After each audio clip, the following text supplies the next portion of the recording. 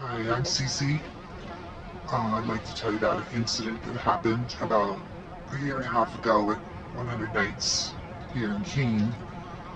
Um, I went outside for a cigarette just down the stairs, and there was two fellas out there, and one of them was kind of drunk, and he started touching and pushing away and knock it off.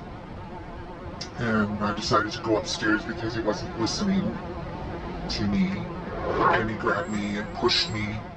When he grabbed me and pushed me up against the wall and started groping and pushing himself up against me.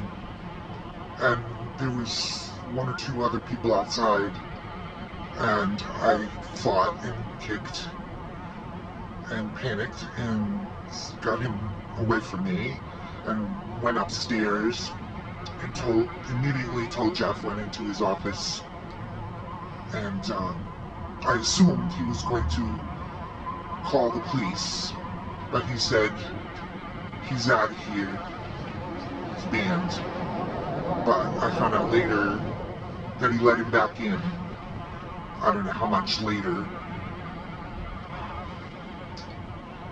but people just stand around and watch these things happen, and they think nothing of it. They don't step in to help you. And there's things that go on inside as well as outside. I've seen mostly on the outside, in particular, where the dumpster is. People go behind the dumpster to have sex for drugs or money and for drugs, I guess. But it's just in broad daylight, and you see it, and there's children there, and it's just, I've said things like, "Come on, guys, go in the bushes or something. There's kids here. What's wrong with you?" You know, it happens all the time, and people come out and they're, disheveled from what they've just done, and in broad daylight, and they know it. There's also an incident with a young trans boy who confided in me. He was upset, and I asked him what's wrong. And he told me that one of the residents, I guess you call us, um, sexually assaulted him behind the library or in the library. So I convinced him to go tell Jeff. And then he changed the story while he was telling Jeff, saying, well, I was kind of willing. So that kind of made me like, what the hell, why'd you bother telling me? So I think he was kind of threatened by the guy, the perpetrator, who I heard now is gone or maybe perhaps passed away, I'm not sure. But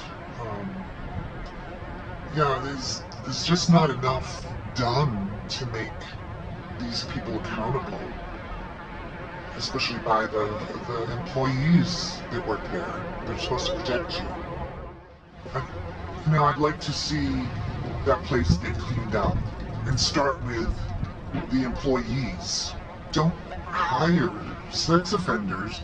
They're supposed to be protecting you, and they're not. There's a room right off the office for if you're drugged or drunk, and so you can be supervised during the night. And if it's Jeff Nash supervising you, who's to say that he hasn't, taken pictures of you or gone in there and touched you? It's a private room, and these people are under the influence, so they don't know if something has happened to them. You need to stop hiring these people that are also sex offenders, because they're supposed to protect you, and you don't feel safe if you're not protected there. It's bad enough you have to fight on the streets. I'd like to, like I said, see the place cleaned up 100 Nights, starting from the supervisors that are sex offenders, and there's several from what I understand. And then you don't allow sex offenders to spend the night there. It's unsafe and it's not right. I really don't know what the solution would be, where to send them, but we don't want them in this town. And I guess that's what every town says. But they have to figure out a place just for these sex offenders so people can keep their children away, and feel safe themselves.